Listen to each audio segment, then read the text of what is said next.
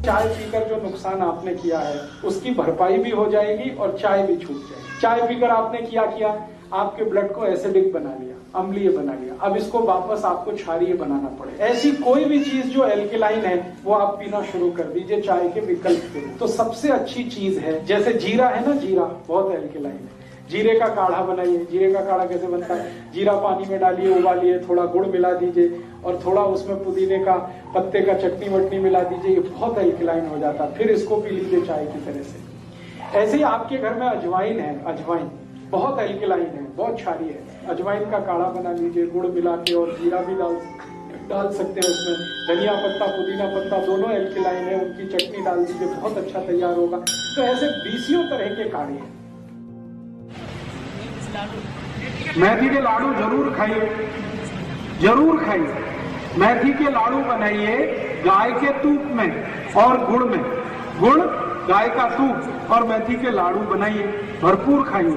सर्दियां आ जाएं तो रोज खाइए। 3 महीने सर्दी चलती है, कभी कभी 4 महीने भी चलती है, तो सर्दी के दिन रोज एक मेथी का लाडू जरूर खाइए। और ये मेथी का लाडू उनको तो अच्छा ही है जिनको डायबिटीज है। मैं आप सबको माताओं बहनों को एक जानकारी दे देता हूं, ये मेथी का लाडू इतनी अच्छी दवा है, ऐसी किसी भी आई के लिए जिसको सिजेरियन ऑपरेशन हुआ, आजकल बहुत होता है। आजकल तो जब भी मैं किसी से पूछता हूं सबको ही सिजेरियन होता है, नॉर्मल डिलीवरी होता ही नहीं। क्यों? ये डॉक्टरों की बेईमानी और हरामखोरी का प्रमाण। हाँ, मैं आपको हाथ जोड़कर एक विनती करता हूं, आप बीमारी से नहीं डॉक्टर से बचो। बीमारी खतरनाक नहीं है, डॉक्टर खतरनाक है। ये पता है डॉक्टर क्या करते हैं? आई को डराते हैं।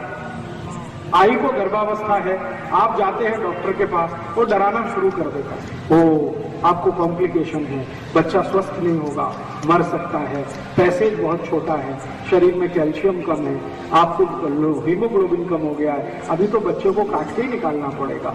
तो आई को डराते हैं, आई के घर वालों को डराते हैं, वो बेचारे सब तैयार हो जाते हैं और डॉक्टर का धंधा चल पड़ता है।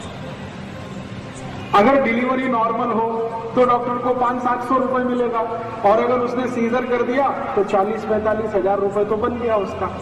अक्सर क्या होता है, जो आई को सीजर होता है उसको तकलीफें क्या है ये डॉक्टर कभी नहीं जानता और समझता भी नहीं। सबसे बड़ी तकलीफ क्या होती है, सीजरियन के बाद आई का जो गर्भाशय है वो अपने स्थान से हट जाता है कई बार। उस बीमारी का नाम है यूट्रस डिस्प्लेसमेंट, गर्भाशय का अपने स्थान से हटना। और अगर ये हट गया तो डॉक्टर के हाथ पांव फूल जाते हैं, फिर वो बोलता है आगे, पता है क्या बोलता? अरे अब तो ये हट गया है, इसकी कोई औषध नहीं है, दुनिया में नहीं है, अभी क्या करें? आप बोलोगे क्या करें? इसको काट के निकालो। अब उस मूर्ख डॉक्टर को ये पता है, पूछने की जरूरत है कि अगर इसको काट के ही निकालना है तो भगवान ने दिया क्यों? और जो आई को गर्भाशय कट करके निकाल दिया डॉक्टर ने, उस आई को जिंदगी भर त्रास होगा, उसकी कोई दवा दुनिया के किसी डॉक्टर के पास नहीं। क्यों?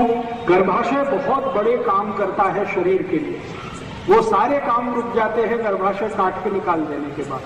आई के शरीर का हार्मोनल बैलेंस पूरा टूट जाता है, और हार्मोनल बैलेंस टूटेगा तो आई को जिंदगी भर पीठ का दर्द होगा, जिंदगी भर, वो मरने के बाद ही जाएगा।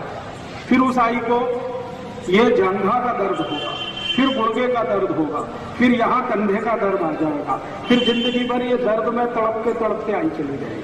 डॉक्टर के पास फिर दोबारा जाएंगे तो कहेगा मैं और कुछ नहीं कर सकता। तो मेरी आप सभी को एक विनती है कि आपके घर में कोई आई को गर्भावस्था है तो डॉक्टर की बात भूल के भी मत सुनिए।